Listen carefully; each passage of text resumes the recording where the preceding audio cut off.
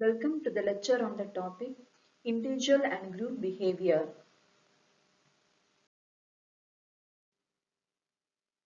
Individual and Group Behavior. So, this individual and group behavior forms from the organizational behavior. First, we have to see what is organizational behavior. Organizational behavior is the study of both group and individual performance and action within an enterprise. This field of study scans human behavior in the working atmosphere. It determines its effect on job structure, performance, communication, motivation, leadership, decision-making abilities, etc. The way an individual behaves and behavior as a group have two perspectives, internal and external. The behavior as an individual or in a group is always analyzed by everyone in the organization. It is analyzed at three levels: individual level of analysis, group level of analysis, and organizational level of analysis.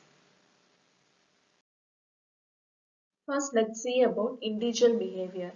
Individual behavior can be defined as a mix of responses to external and internal stimuli.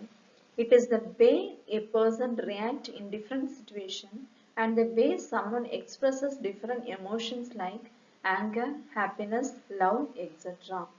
To get a brief idea about individual behavior, let us learn about the individual behavior framework and other key elements related to it. The causes of individual behavior are inherited characteristics and learned characteristics. First, let's see what is internal characteristics. Inherited characteristics. The features individuals acquire from their parents or from our forefathers are the inherited characteristics. In other words, the gifted future an individual possesses by birth is considered as inherited characteristics.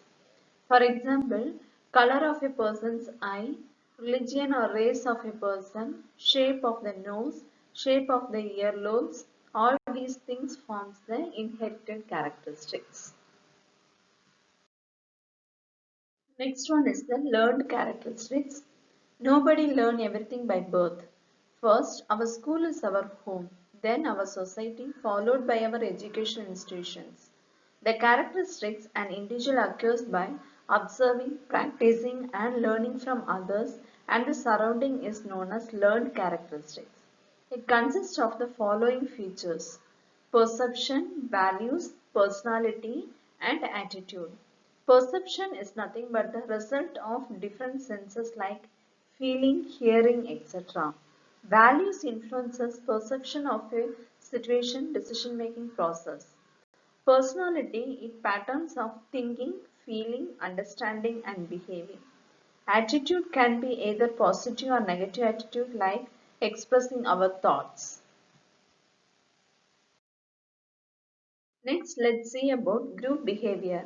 A group can be defined as two or more interacting and interdependent individuals who come together to achieve particular objectives. A group behavior can be started as a course of action a group takes as a family. For example, strike. So there are two types of groups. One is the formal group and the next one is the informal group. First, let's see about the formal group. Formal group, these are the types of work groups created by the organization and have designated work assigned and routed tasks. The behavior of such group is directed towards achieving organizational goals. The formal groups can be further classified into command group and interest group. Command group, it is a group consisting of individuals who report directly to the manager. Interest group, it is a group formed by individuals working together to achieve a specific objective.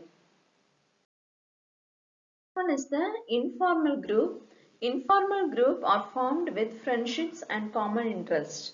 There are two types of informal groups, task group and friendship group. Task group is nothing, those working together to finish a job or task is known as the task group. And friendship group are those brought together because of their shared interest or common characteristics is known as the friendship group. Thank you.